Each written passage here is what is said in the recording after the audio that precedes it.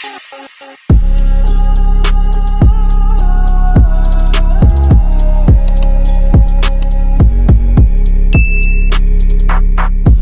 байцгаана уу? Тонтон чаналын дараагийн дугаар эхэлж байна. Та бүхэндээ өнөөдөр 2 богинохон хэргийг ярьж өгье гэж шийдлээ. Эдгээр хэрэгүүд хоёулаа дээр үед болсон хэрэгүүд учраас зураг цөөнтэй байх нэ. За ингээд хэрэглүүгөө орцгоё.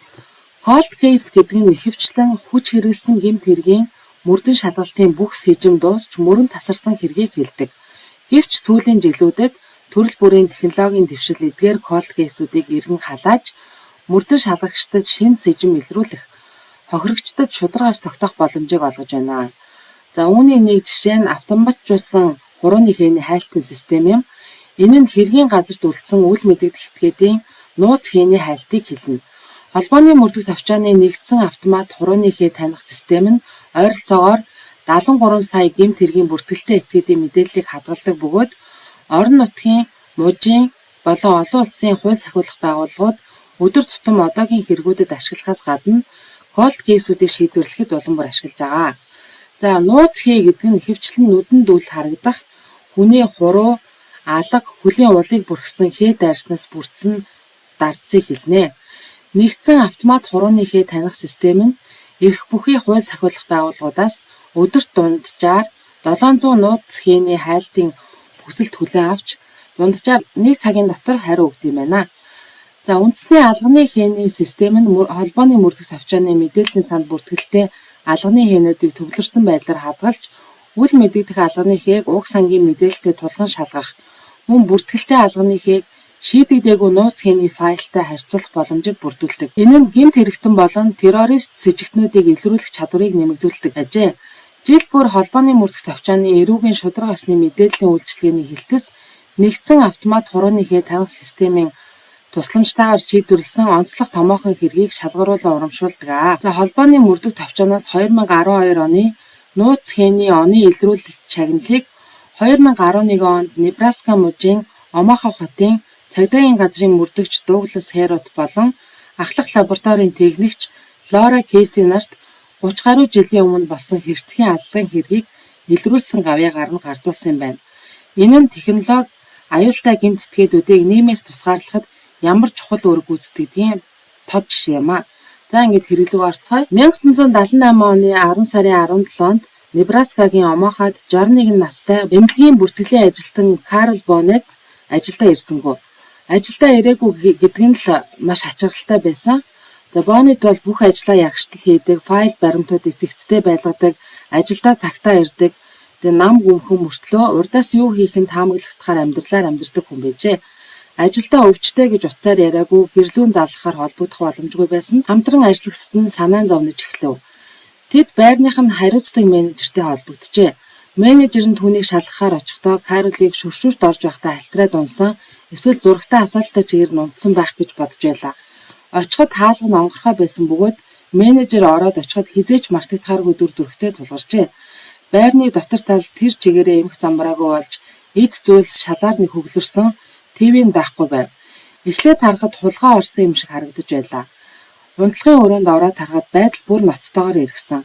Карл Боннет хит хитэн хутганы шаргатай нас барсан хэвтэж байлаа.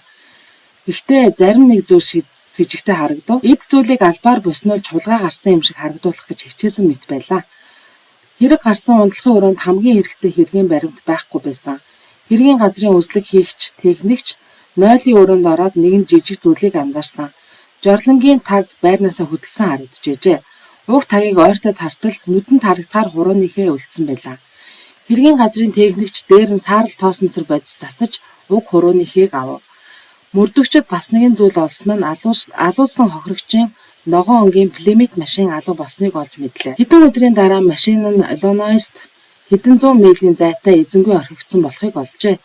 Машины дотор талд үзлэг хийгээд хэргийн газрын шинжээч дахин нэг хурууны хээг урд талин дээрээс оллоо. Машины рүүл болон хаалга онгойлгодог хэсэг дээрээс мөн адил хурууны хээнүүд олсон. Хэрэгтэн маш олон нотлох баримт үлдээсэн байсан ч эдгээрийг тайлах шидэт төхөөрөмж 1978 онд байхгүй байлаа. Тэр үед хурууны хээг хүн харьцуулж үздэг байжээ. Нэг хурууны хээг аваад хэрэгтний үлдээсэн хээтэй харьцуулан үзсээр Омахагийн бүртгэлийг дуусгаад мужийн бүртгэлийг дуусгасан ч хэрэгтний хурууны хээтэй таарах хурууны хээ олдсонгүй. нэг нэгээр нь шалгаад л байлаа. Гэвч уг хурууныхээ хичнээн тод байлаа гэд таарах хурууныхээ олдохгүй бол зүгээр л нэг хийтэй цаас. Ингээд хэргийн материалууд шийдэгдээгүй хэвээр агуулгын өрөөнд тоосон дарагдаж эхлэв. 1978 онд сургаггүй байсан технологи жил ирэх тусам сайжирч 1990-с 2000-ад онд цагдаагийнхан шинэ технологи улам хэрэглээнд нэвтэрч хурууныхээ таних автоматжуулсан машин гарч ирэв. Хүний ядарсан нүдээр хурууныхийг харьцуулж суух биш, алгоритмаар хурууныхээ базаас харьцуулах машин гэсэн үг. Нэг нэгээр нь цаасаар харьцуулж суух биш, секундын дотор хэдэн сая хурууныхийг харьцуулах машин холбооны мөрдөх тавчаанаас гаргажээ. 2008 онд Омахагийн цагдаагийн шинжээч Лора Кейси Боннетийн хэргийн материалыг тоосон дарагдсан агуулгаас гаргажээ. Хэргийн материалаас жорлонгийн таг машинаас нь олдсон хурууны хээнүүдийг сканердаж хурууныхээ хайлтын системд орууллаа. Ингээд хэдэн сая хурууны хээтэй тулгангуудаа нэг хурууны хээтэй тохирч байна гэдгийг илрүүлсэн нь Джерри Ватсон гэж хүний хурууныхээ болох нь тодорхой болов. Тэр хүн нь нам хүм амьдралыг сонгоогүй Иллинойст хулгай хэрэгээр шоронд сууж байжээ. Гэхдээ 1978 онд Карл Боннетийн машин олдсон газраас холгүй амьдарч байсан тогтоогдов.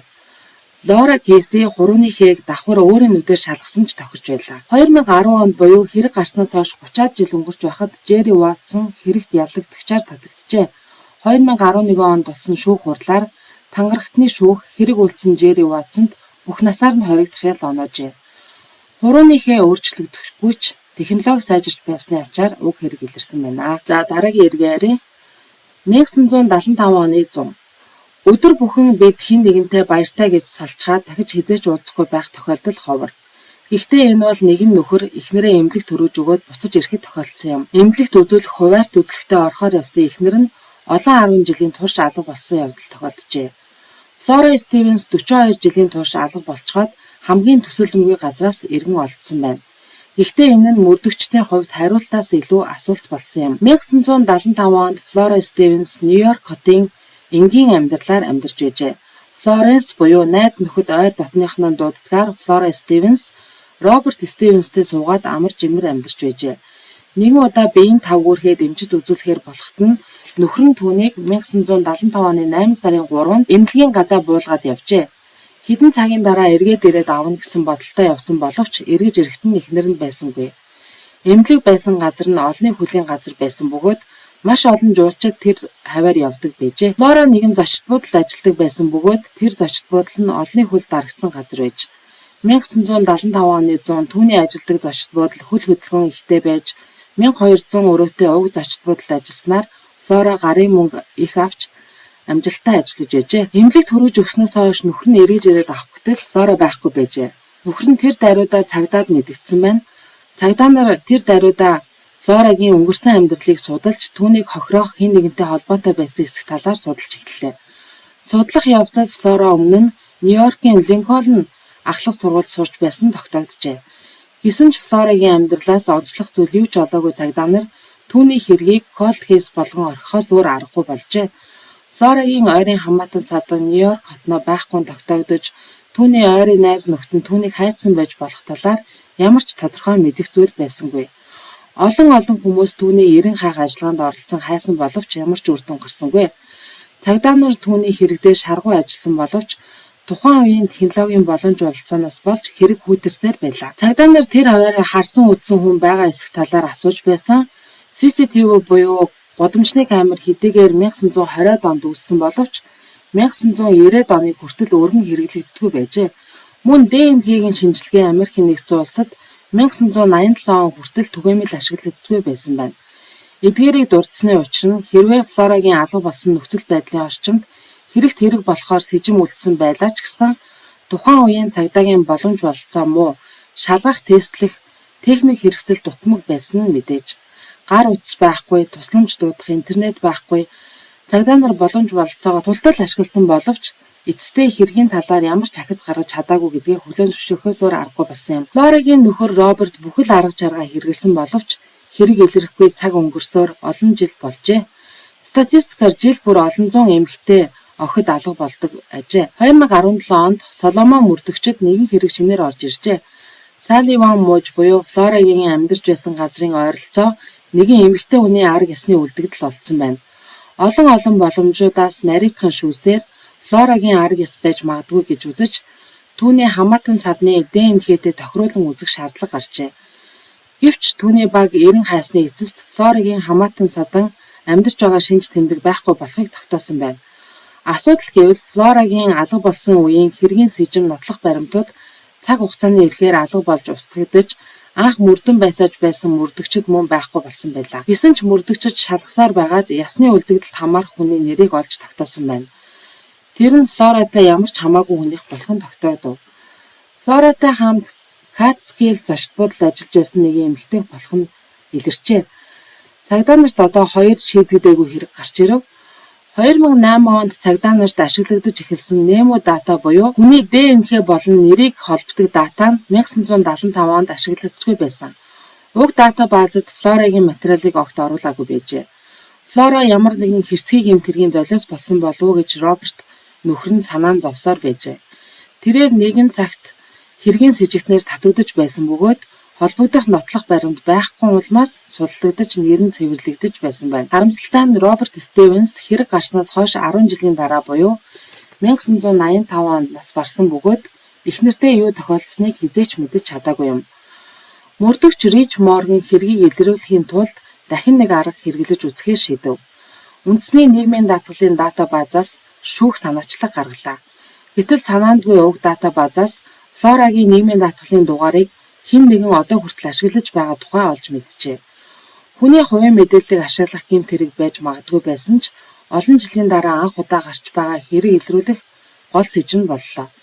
Флора анх алга болсон газраас 150 милийн зайтай настны асрамжийн газарт уг бүртгэл ашиглагдаж байгаа тухай олж мэдлээ. Морган уг асрамжийн газар руу уцтаад хэргийн талаар тайлбарлахад асрамжийн газрын ажилтан үнэхээр Флора нэртэй хүн асрамжийн газар байрлаж асруулж байгаа тухай хэлжээ. Тэр нь Флора Харрис гэдэг нэртэй байв. Эмэгтэй уг газар 2001 оноос хойш асруулж байгаа ажээ. Цагдаа нар 2 таамаг гаргалаа. Нэг нь үнэхээр Флора өөрөө шинэ нэрийн дор амьдарч байгаа, эсвэл түүний алга болсон хэрэгтэй холбоотой хэн нэгэн түүний нэрийг хулгайлан амьдарч байгаа байж магадгүй гэж үзв.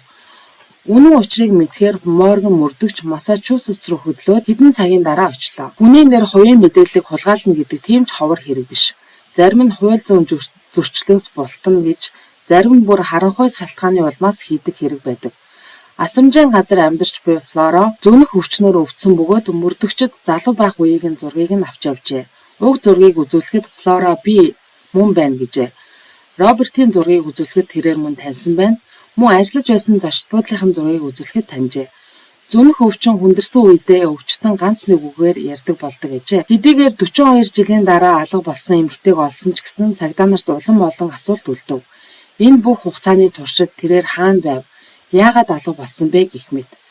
Флора өнгөрсөн амьдралынхаа тухай маш бага зүйл санаж байв. 1975 онд яагаад эмнэлэгт үзүүлсэн болохыг нь албаныхан хувийн мэдээлэл хэмээн нууцлж байгаа боловч зарим нэг их сурвалжийн мэдээлснээр үр хөндүүлэх гэж очсон байж магадгүй гэж ажээ. Мөн нөхөр Роберт нь түүнийг гэр бүлийн хүчирхийлэлд байлгадаг байсан талаар мэдээ бий.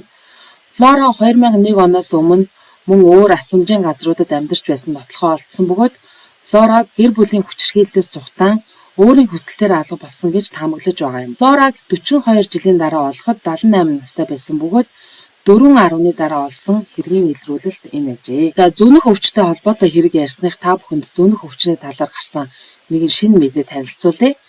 80 ба түүнээс дээш настай ой санамж нь 50-аас 60 наснуудынхтай адил сайн хിവэр байгаа хүмүүсийг судлаачид супер насжилттай хүн гэж нэрлэдэг. Шинэ судалгаагаар ийм хүмүүсийн тархи нь Альцгеймерийн өвчний эсрэг хамгаалах хүчин зүйлсийг ойлгоход чухал мэдээлэл өгч болзошгүй. Судлаачид эдгээр хүмүүсийн тархины гиппокамп буюу ой санамжтай холбоотой хэсгийг онцгойлон судалсан байна.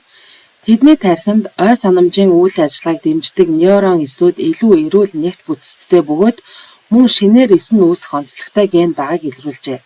Харин зөнөх өвчтэй хүмүүсийн тархины энэ эс нь зогсонт байдалтай байдаг юм байна. Эрдэмтдийн үзэж байгаагаар супер насжилттай хүмүүсийн тархины бүтцийг судалснаар Альцгеймерийн өвчнөөс урьдчилан сэргийлэх болон эмчлэх шинэ арга замыг нээх боломжтой болж байгаа ажээ. За өнөөдрийн дугаар маань үгээр дуусч байна. Та бүхэндээ баярлалаа. Сувг маань таалагдсан бол лайк, subscribe дараарай. Дараагийн дугаар хүртэл баяртай.